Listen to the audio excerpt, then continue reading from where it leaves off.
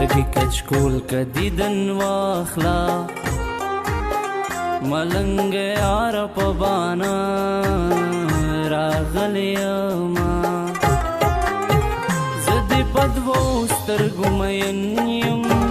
خلک که نور ګمان کوي ړاند دي شینا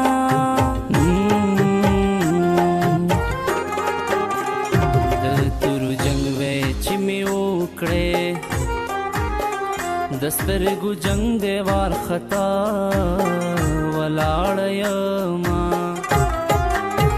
ستا دې د سترګو اشاره وي که د چړو په سکولار وي در بشما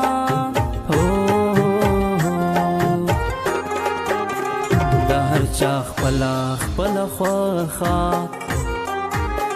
زما یې خوښ دي په لنډۍ زه نه خالونه په مخ یې خال داسې ښکارېږي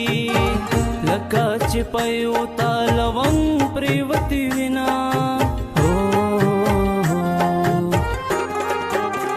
ورشئ پوښتنه ترېنه وکړئ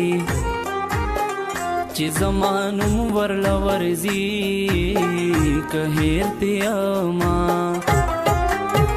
د جانان زړه دې رانه بد کړو د ژبې سره په قینچۍ دې غوڅومه زما د زړه قرار راشه زما د زړه قرار راشه ډېر کړې دلې یما بس که په خلاشه زما د زړه قرار راشه ډېر کړې دلې یما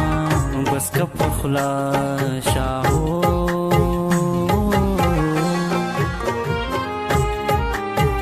اسرائیل هسې ځان بدنام کو زه د جانان سترګو پخوا وجلی وما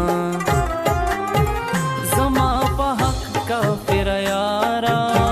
د بزرګۍ قصې دې واورم وخاندما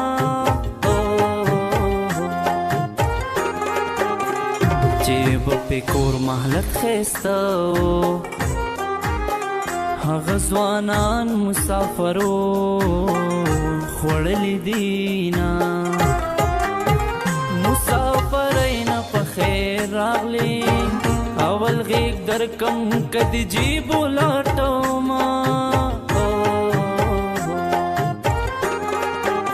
سترګې چې پورته شي دعا شي سترګې چې ښکته شي ملکونه او رانوینا د سوات نه دروغ وایي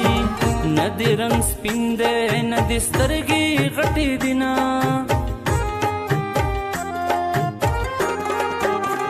که دیدن کړې بازار ته راشه تنګې کوڅې دي خلک غیږ په غیږ ورځینا چې د دیدن نصیب نه وي په یو کوڅه کې سره وړاندې رستو شینا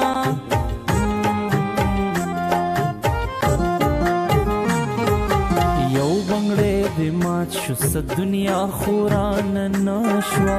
شین خال دې میرات شو شین خال دې میرات شو څه دنیا خورانه نه شوه بل بنګړی دې مات شو بل بنګړی دې مات شو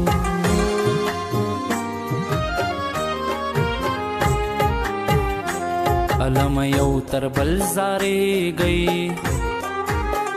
عمر د جمع مازدیګر د تیر بشینا د ژوند مزل په ختمېدو دی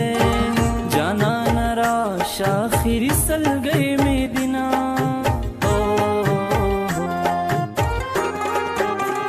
که حقیقت را باندې وایې چې و دې نه وینم نری تب می وینا په خوله یې هېڅ راته ونه وي د سور پیزوان لاندې اوچې چلغاخونه لره لالا لالا زړګي امور پسې جاړه الیونې سترګې د خاورو او لاندې دینا په دعاګانو کې دې غواړم خدای دې زما کچې دنیا حیرانه شینا هو زړګي صبر وظیفه کړه جانان پلو یو خلق ځان حساب وینا د زړه درد ټپې کړم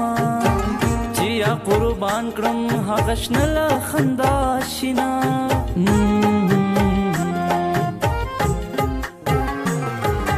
څوک دې ماته وایي سرنګي شیدا شي څوک سرنګي شیدا شي څوک سرنګي شیدا شي څوک